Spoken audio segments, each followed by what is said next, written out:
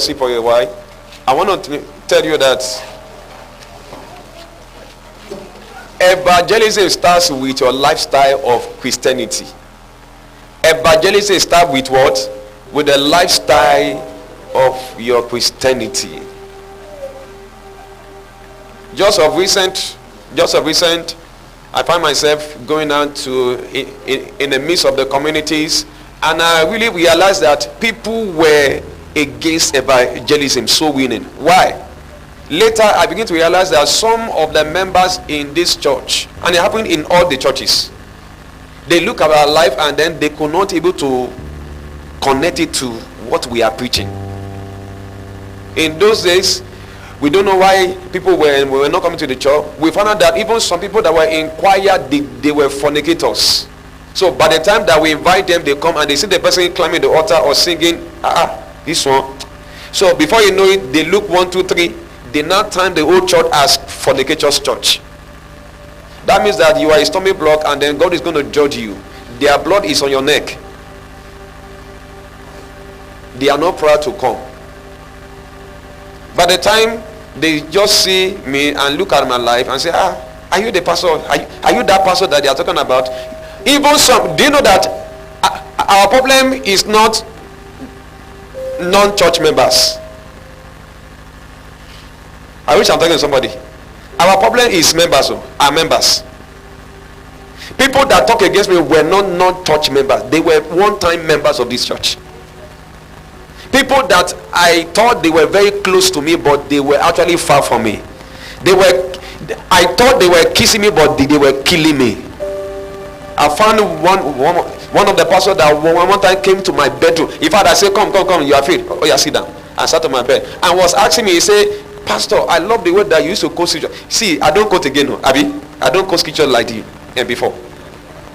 And the person was telling me, what is my secret? I said, just spend time with the word. Spend time with the word. I did not cram them. It's in my spirit. One of them, they are the ones say that I have charm and that I'm using charm. So it's not people that are fallow. What do you talk about your church? What do you talk about your pastors? Because Christ is in us. You must not see Christ. Because the Bible says that he said, be my example as I am of Christ. 1 Corinthians 11 verse 1. As I am of Christ. So can somebody see you and give their life to Christ? I've once shared this testimony. I said when I was growing up, I gave my life to Christ, born a Muslim. And I lived, the place where I lived was the same place where I gave my life to Christ. Our neighbor were Muslims. No, can you now, at least 2 of the children gave their life to Christ by my lifestyle. Not just 1 month. Can people look at you and give their life to Christ? So evangelism, soul winning is not your mouth first, it's your life. Because when we say that we give our life to Christ, you said you gave your life, not your end, not your money. If you gave your life, you are giving all. You will not be struggling with tithes. In fact, you will want to give. You just want to give things that will support the work of the ministry. We are in the days now that we need to be announcing that it should support the work of God, support the building. In those days, we don't do it. Some of us still don't do it.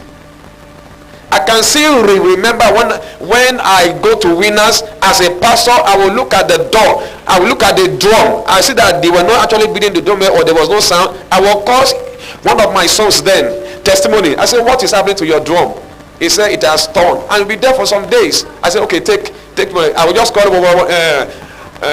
one of my closest ones here that will live in the house. Please give him money. Let them come back. I did not need to go and meet the pastor and say, Pastor, change this drum now. I used my resources. There was a latter time when I was living a church. I did not know that God is going to call me to start a church. I was on a leave for like about 1 month. I had to seek a permission from the resident pastor. I said, please sir, I will want to ask a permission. I'm going on a leave for 1 month. And the leave was spiritual leave. Among the services on Sunday, I think the last Sunday, I was sitting at the back and people know me as it were. I was sitting at the back. I realized that people were not actually seeing the altar well. I said, wow. By the time I resumed back, I have to say in the pastoral meeting, I said, sir, we need to raise the platform of the altar up, because people are not seeing, because we are used to in the pastoral just like this. And they said, no money. I said, no sir, I'm going to use my money. Then Pastor John was with us in the pastorate, so you could ask him. He's a witness. And then the project was even given to him to build, and I cannot count the amount that we spent to raise the altar. That was when God came in, not knowing that God is going to give me an altar I will preach on. I never knew. This place where you are, this place where you are, when Living Church wanted to start branch here, they made me the chairman. Then it was Koroduma. I don't know why I'm saying this, because this is not my friend, but it is a mercy to us.